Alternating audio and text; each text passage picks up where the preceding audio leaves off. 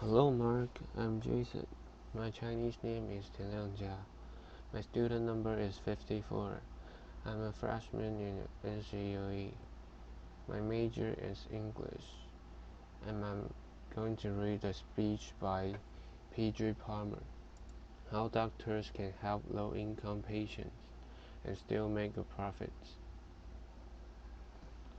Colfax Avenue, here in Denver, Colorado, was once called the longest, wickedest street in America. My office is there in the same place.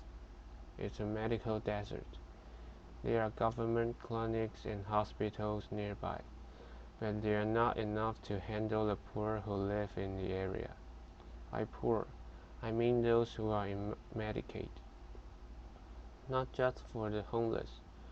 20% of this country is on Medicaid. If your neighbors have a family of 4 and make less than $33,000 a year, then they can get Medicaid, but they can't find a doctor to see them. A study by Mary Hawkins found that only 20% of the family doctors in Denver take any Medicaid patients. And of those 20%, some have caps, like 5 Medicaid patients a month. Others make Medicaid patients wait months to be seen, but we'll see today if you have Blue Cross. This form of classic discrimination is legal, and it's not just a problem in Denver. Almost half the family doctors in the country refuse to see Medicaid patients. Why?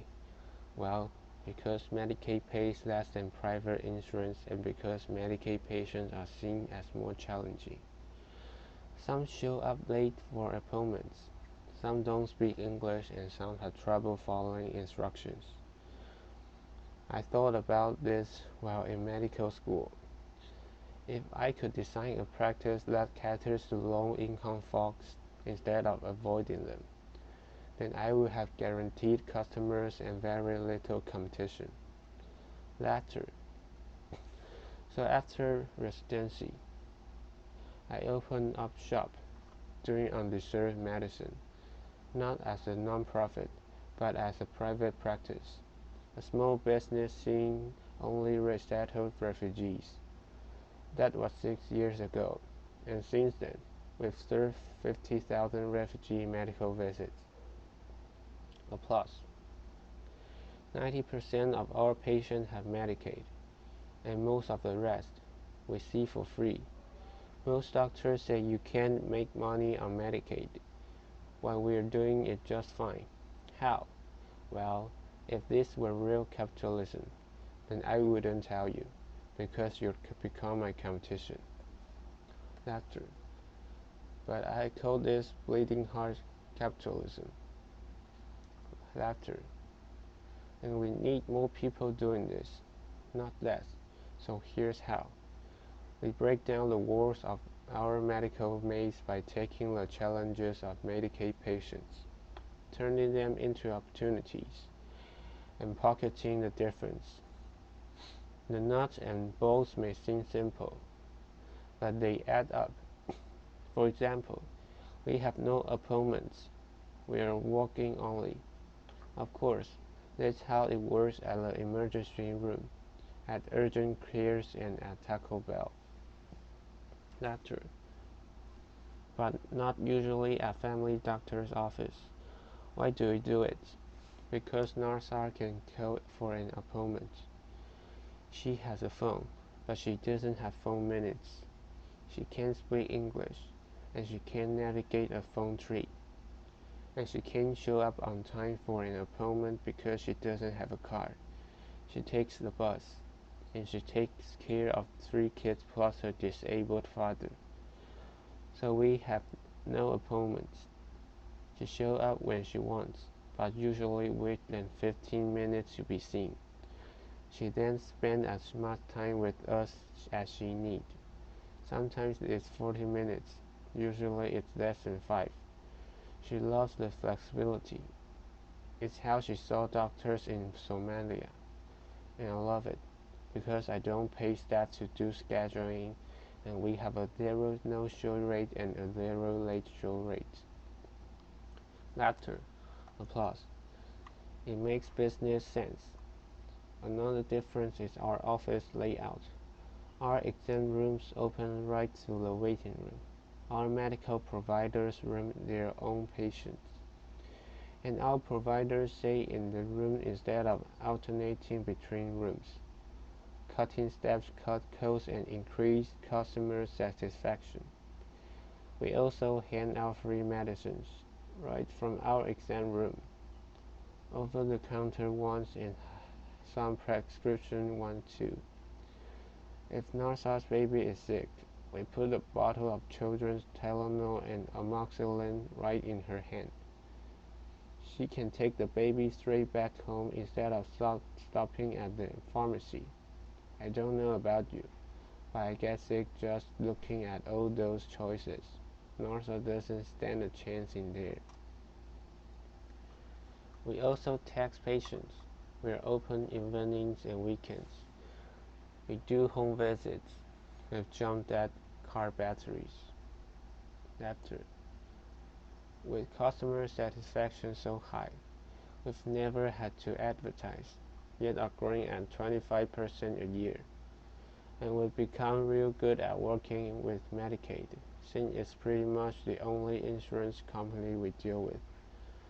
Other doctors' offices chase 10 insurance companies just to make ends meet. That's just draining. A single payer system is like monogamy. It just works better. Laughter. Applause. Of course, Medicaid is funded by taxpayers like you. So you may be wondering, how much does it cost the system? Well, we're cheaper than the alternatives. Some of our patients might go to the emergency room, which can cost thousands, just for a simple code. Some may stay home and then their problems get worse. But most would try to make an appointment at the clinics. That's part of the system called the Federated Qualified Health Centers. This is a nationwide network of safety net clinics that receive twice as much government funding per visit than private doctors like me. Not only they get more money, but by law, there can only be one in each area. That means they have a monopoly on special funding for the poor. And like any monopoly, there's a tendency for costs to go up and quality to go down. I'm not a government entity. I'm not a non-profit. I'm a private practice. I have a capitalist drive to innovate. I have to be fast and friendly. I have to be cost-effective and culturally sensitive. I have to be tall, dark, and handsome. Laughter. Applause. And if I'm not, I'm going to out of business. I can innovate faster than a non-profit because I don't need a meeting to move us laughter. Applause.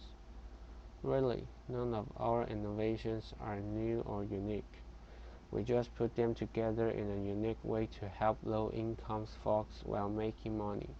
And then, instead of taking that money home, I put it back into the refugee community as a business expense.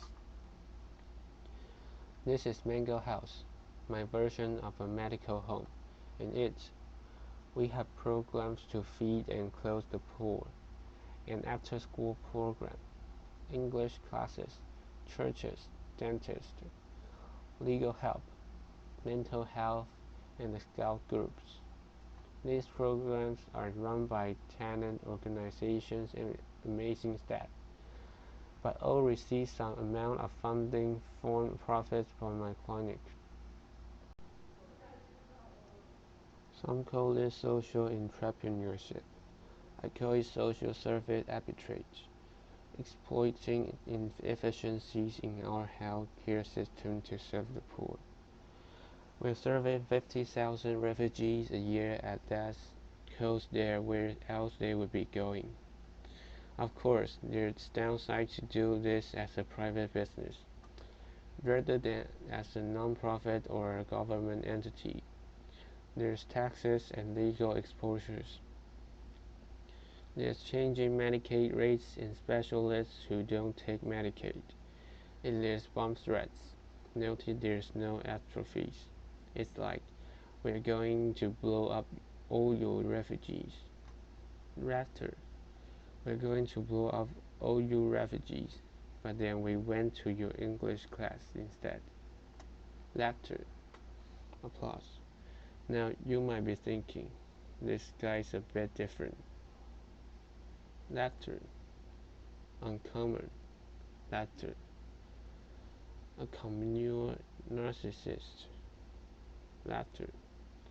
A unicorn, maybe. Because of this, we're so easy. Then other doctors will be doing it. Well, based on Medicaid rates, you can do this in most of the country. You can be your own boss, help the poor and make good money doing it. Medical folks, you wrote on your school application essays that you wanted to help those less fortunate. But then you had your own idealism beaten out of you in training, your creativity bred out of you. It doesn't have to be that way. You can choose undeserved medicine as a lifestyle specialty, or you can be a specialist who cut costs in order to see low-income folks. And for the rest of you, who don't work in healthcare, what did you write on your application? Most of us wanted to save the world, to make a difference. Maybe you've been successful in your career but are now looking for that meaning. How can you get there? I don't just mean giving a few dollars or a few hours. I mean, how can you use your appetites to innovate new ways of serving others? It might be easier than you think. The only way we're going to bridge the undeserved medicine gap is by seeing it as a business opportunity. The only way we're going to bridge the inequality gap is by recognizing our privilege and using them to help others. Applause.